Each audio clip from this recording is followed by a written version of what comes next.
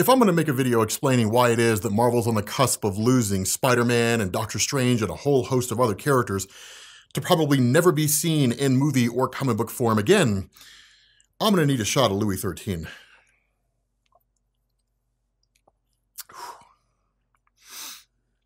This is gonna be an interesting video.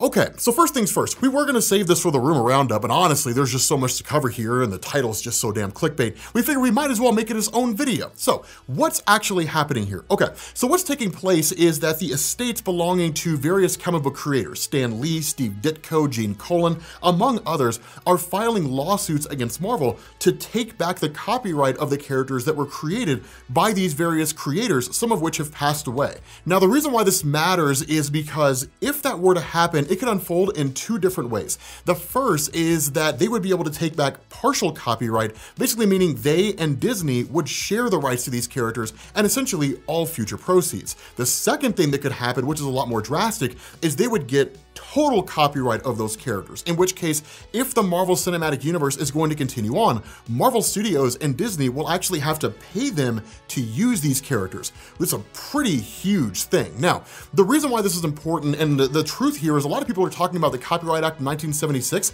that's part of it. But if we're really being honest with ourselves, this all goes back to Howard the Duck. So wind the clock back to 1909 for a brief second. Bear with me here.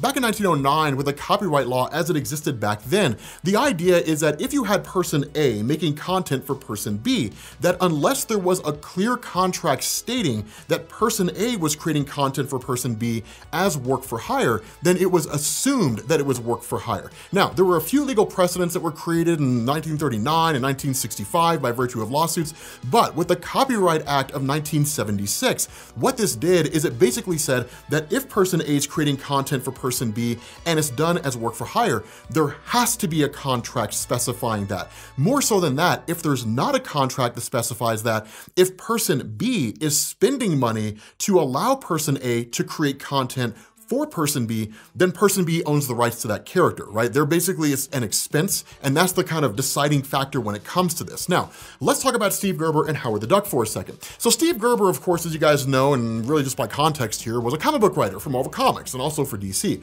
The problem is that he was basically fired from Marvel and the newspaper strips he was writing at the time because he couldn't meet deadlines. But during his time writing for Marvel, he created Man-Thing and he created Howard the Duck. Now, word had reached his ears in 1981 that Marvel wanted to license Howard the Duck to create a film, which, as you guys know, they did, and it turned out to be one of the worst comic book films in the history of cinema, like in general, right? But the important thing here is that Steve Gerber filed a lawsuit against Marvel Comics to stop them from being able to license out the film rights of the character because he argued he was the sole owner of Howard the Duck because he created them. Now, one of the big things that happened here is, yes, there were the clauses of the Copyright Act of 1976, but one of the other things that Marvel had done, and it was really Cadence Industries who owned Marvel at the time, is whenever they printed their checks, they had a little legend on the back. And what it said is that the person casting this check acknowledges they're being paid as work for hire. Basically, Marvel owns the rights to whatever it is that they're creating.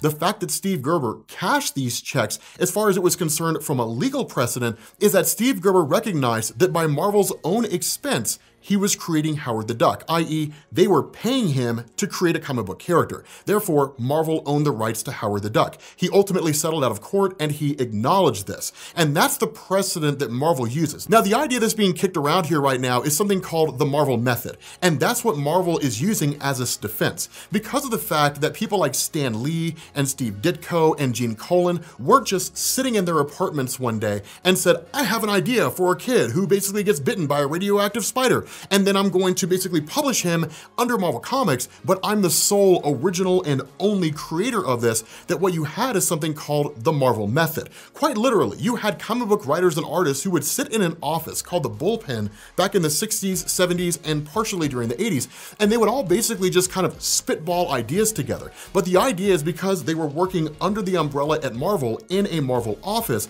and because it was a collaborative effort among all these different people, all of whom were performing during work for hire by Marvel or for Marvel that it was effectively concepts created and owned by Marvel Comics. And so following that, it was kind of the standard that they used whenever they argued those cases. And historically, comic book publishers have won. There's never really been an instance where a comic book publisher has lost the rights to a particular comic book character. When I say a comic book publisher, I mean like the big two, Marvel and DC, right? There is the legal case of Jerry Siegel and Joe Shuster, which was actually them filing a lawsuit claiming ownership over Superman. And it's one of the first instances when this has actually happened, a comic book creator filing a lawsuit claiming copyright over the character they created. Now, in reality, they sold the rights to Superman to DC, and in truth, DC came along and basically paid them a stipend afterward, but that was really more due to social pressure because people learned that Jerry Siegel and Joe Shuster were basically living in poverty, even though Superman was just like this enormous cash cow. And so in order to basically save face,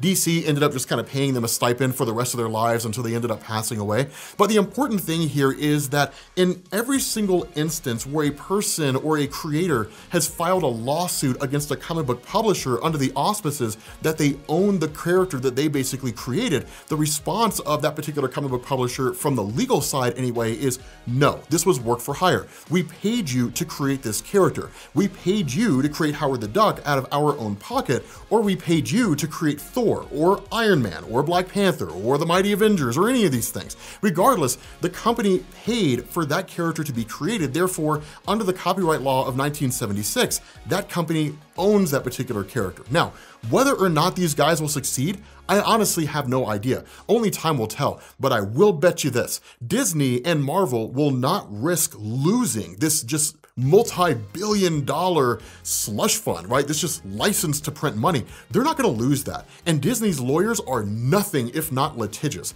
and they will comb over every legal precedent they have to. But I am very curious to see how this ends up unfolding, because if they end up winning this, it'll totally change the landscape of copyright law, not just in relation to comic books, but just in relation to print media and virtually all forms of media where a person created something, even though it was done under work for hire, that's now being used by somebody else, even if it does balloon up and become a multi-billion-dollar thing, right? But in any event, we just wanted to kind of break this down and explain it to you guys, give you guys a much better idea of what's going on. We'll post articles and stuff down in the description so you guys can read it for yourselves. But with that being said, guys, thank you all for watching, and I will catch you all later. Peace.